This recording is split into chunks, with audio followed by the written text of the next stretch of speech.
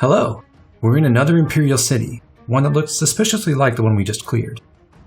This is our third and final rare enemy battle. On the one hand, that makes this our last best chance to grind out some skill points and class masteries. On the other, the enemies in these battles have very high levels, and that makes them serious threats. Last time we were facing a bunch of swordmasters. Now we're battling paladins who are just as fast, but are stronger and bulkier and mounted. As far as training is concerned, our top priority is to have both Seteth and Balthus unlock Quick Riposte. Balthus was Seteth's adjutant in the last battle, and they both held knowledge gems throughout, so they're on exactly the same pace. That will continue here. Fortunately, they've already gotten a majority of the 200 class mastery points they need, so we don't have to work quite as hard this time around. Aside from those two, the one other class mastery we'll try to get is on Byleth. He's aiming for Life Taker. That ability isn't game-changing or anything, but I'm going to amuse myself for the rest of the run by training up the battalions I get along the way. Unfortunately, some of those coming up are absolute garbage. Without any more Ox battles, we won't be gaming the system with Impregnable Wall, so there's an actual cost to using weak battalions. I'll be depending on the model leader ability to max out some of the worst ones in good time, but 2 of the 3 units who have that are flyers. It falls to Byleth to carry the load, and an extra form of healing may help. Also of interest is Ferdinand, who is almost at level 30. I'm fairly sure that this will be his second to last outing. Once his paralog is done, he'll be on permanent adjutant duty. Honestly, it's kind of a shame because I've never used a Great Knight in this game, and now I'm only going to do it for one map. Seeing as this is a rare enemy battle, we should check out the monster of the day. I happen to roll a giant wolf, which is fine. Anything but a bird would have been good, because on this map, the monsters that don't fly are trapped in this corner. The wolf's item is a pair of rusted dragon claws. I could have tried for a spiffy new legendary, but I already have the 2 best ones, and I still don't have enough mithril to forge Gradavis.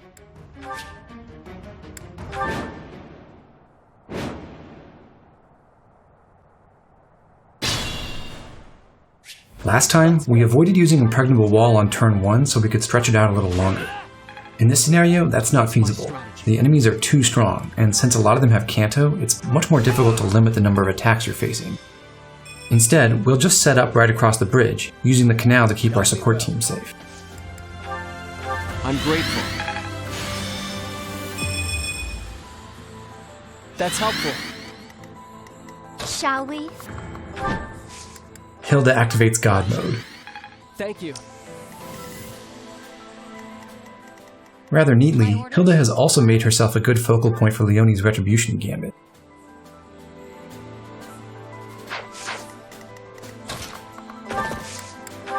Ooh, nice!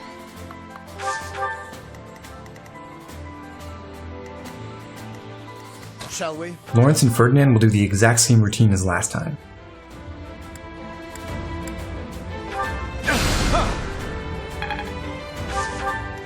Ready for anything.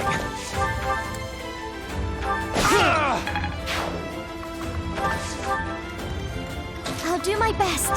Back to the fray.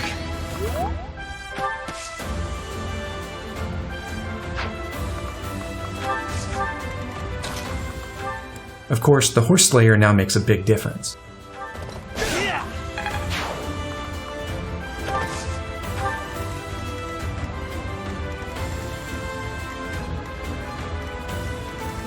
I will prevail. Petra will prepare for another double theft.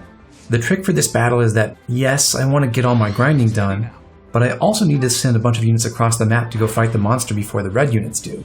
So I have to organize my actions for these first couple turns pretty carefully.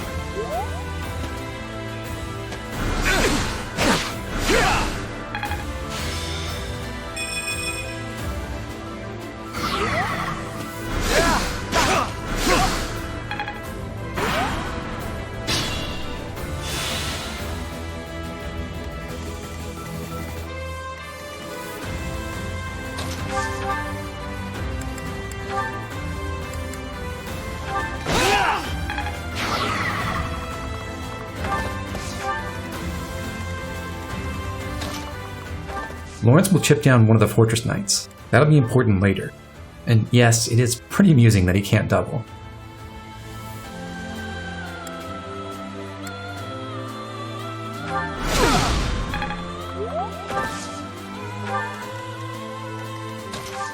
Ignaz's stride covers Petra, giving her the mobility she needs to steal each trade secret and get back to safety afterward.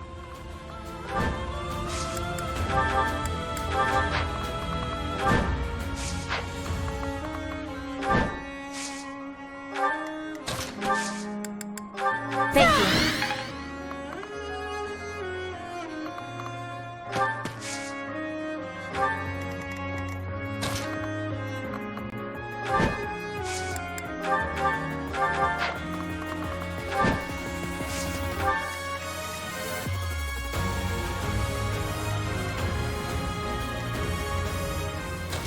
Cyril and Leone will whittle down the HP of some other enemies.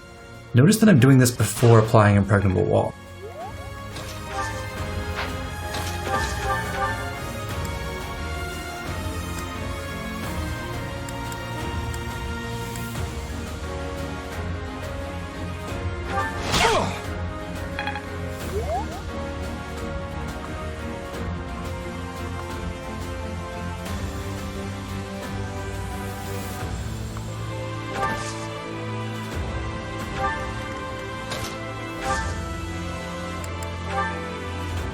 Much needed.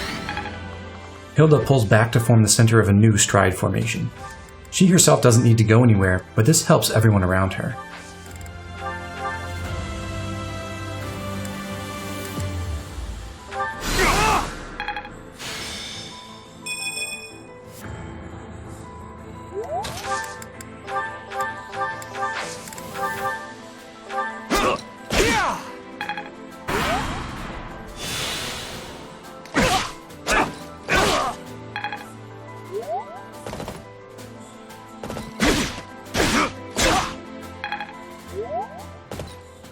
The Fortress Knights prefer to attack Setup because his weapon is broken.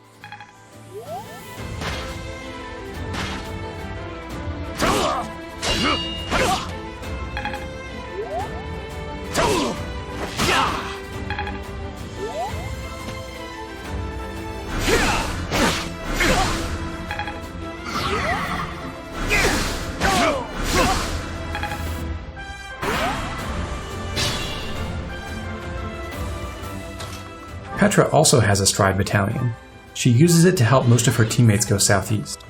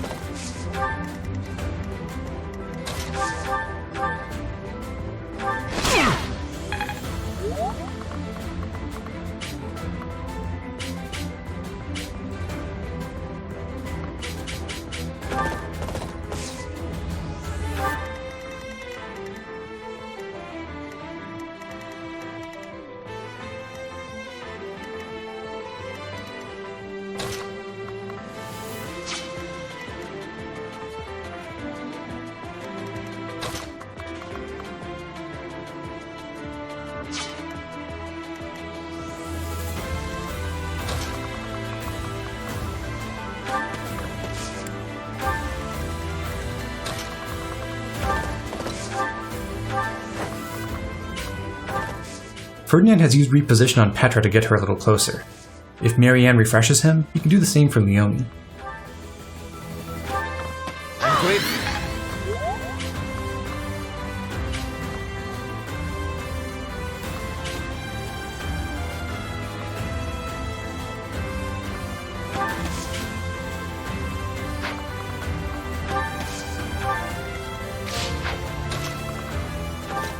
Ferdinand doesn't really need the experience gem anymore, so he hands it off. And hopefully, after repositioning, Leone will be able to draw both of the two closest paladins.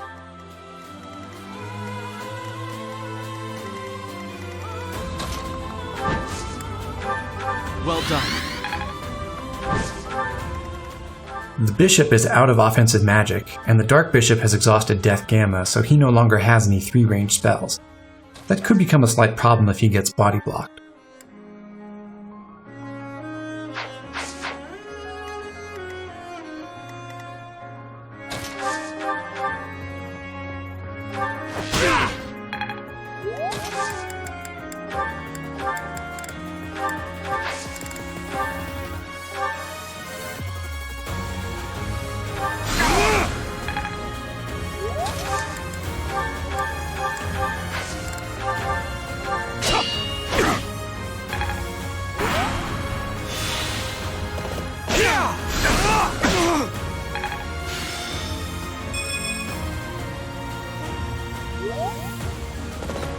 Nice try.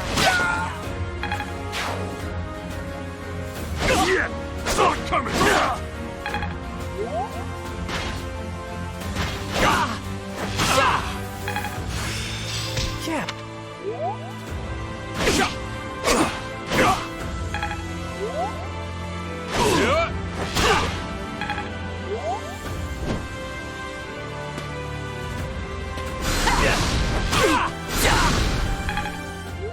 Thanks to the boss, the Dark Bishop was unable to attack. Enemy movement didn't exactly work out the way I wanted. It's not a problem right now, but I'll have to start freestyling a bit.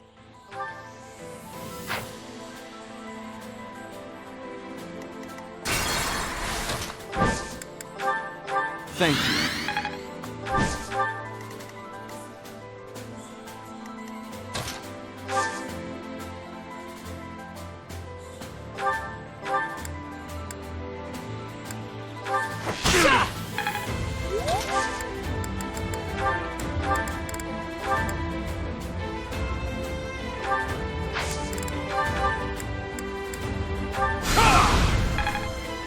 I have faith.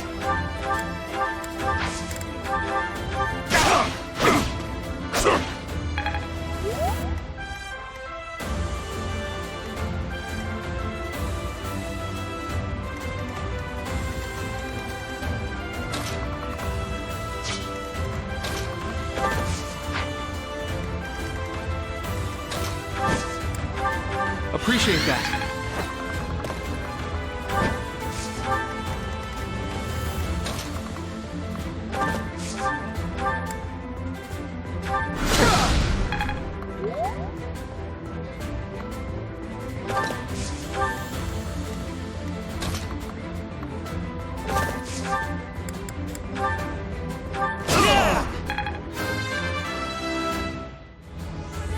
Great.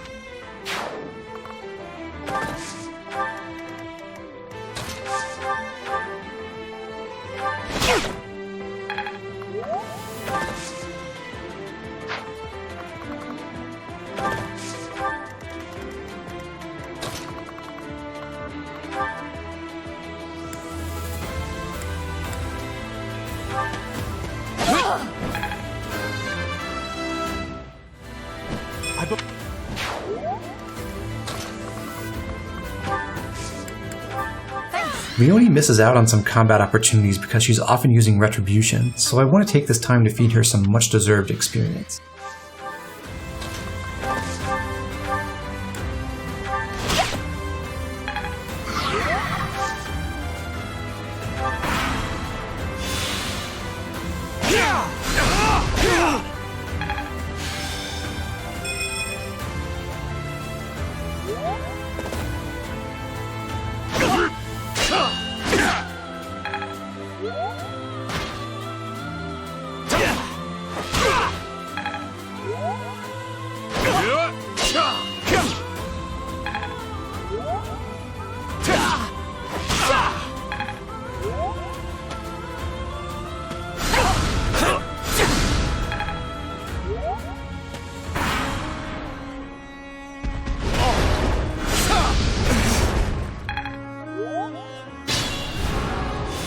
It's turn 5, and there's only one charge of Impregnable Wall left. Seteth and Balthus are nearly done with War Master, so I want to start maneuvering back over the bridge. That'll let me isolate Byleth, directing all attacks toward him.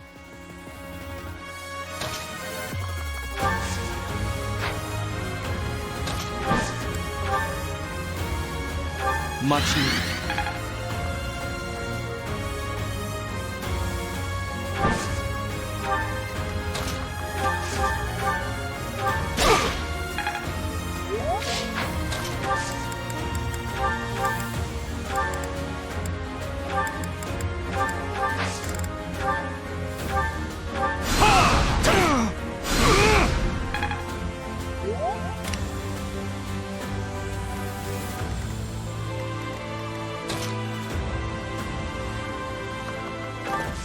Leone, Ferdinand, and Lawrence will break down this monster's barriers.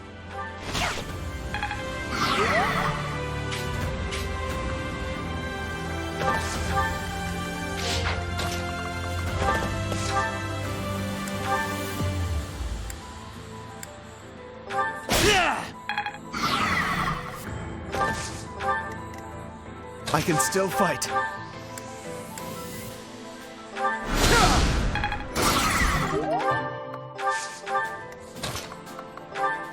Did the trick.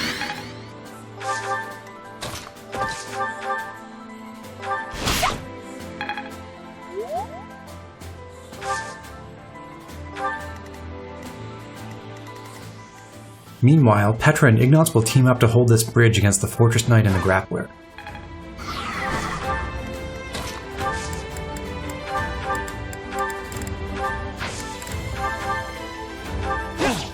Miracle has saved that bishop's life, but now he's boxing out the Grappler, so that result makes Ignatz's life easier.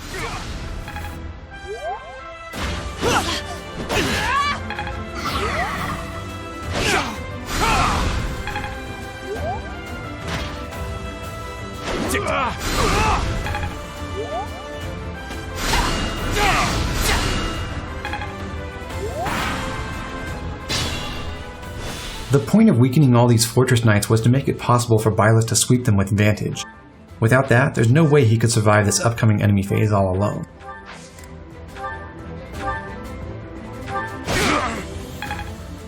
Can't have Seta stealing kills though. Or can we? I have... No.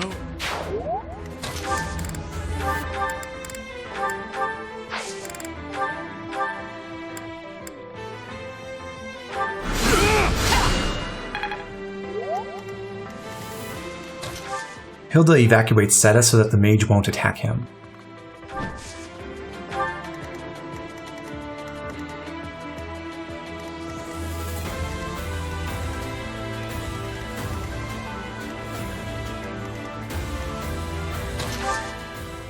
Our horsemen continue their assault.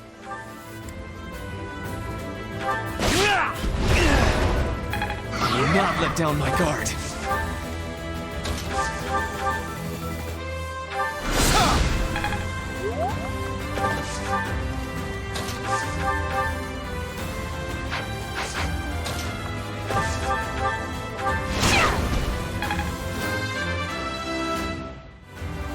I'll keep...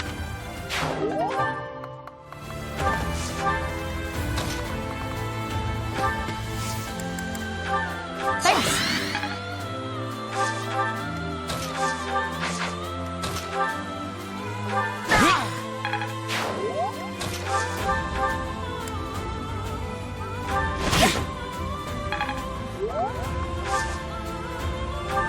Remain cautious. It would be risky for Petra to attack, but she can just wait to activate Alert Stance.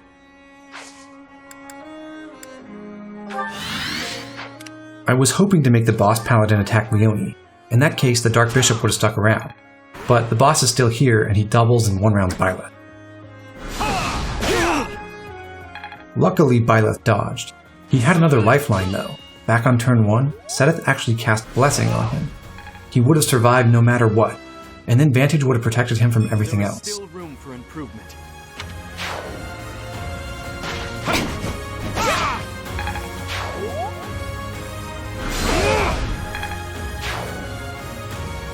No use.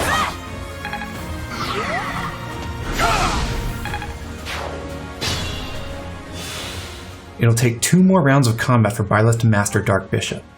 Obviously, he can get one of those by attacking the boss. I must pull through.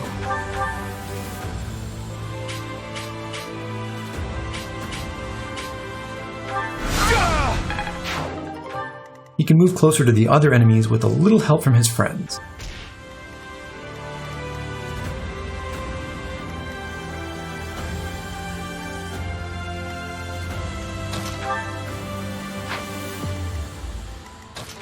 Leone grabs another kill, and she also opens the path for Marianne.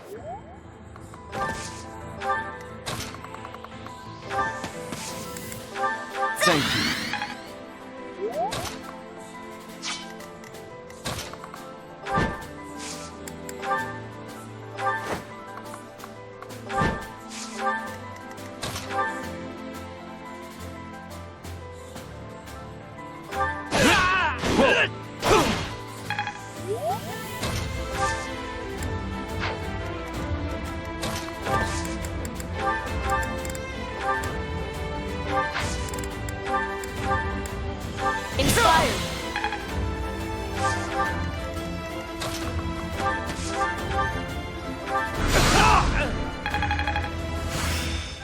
There we go, we've done it. I fully grasped this topic.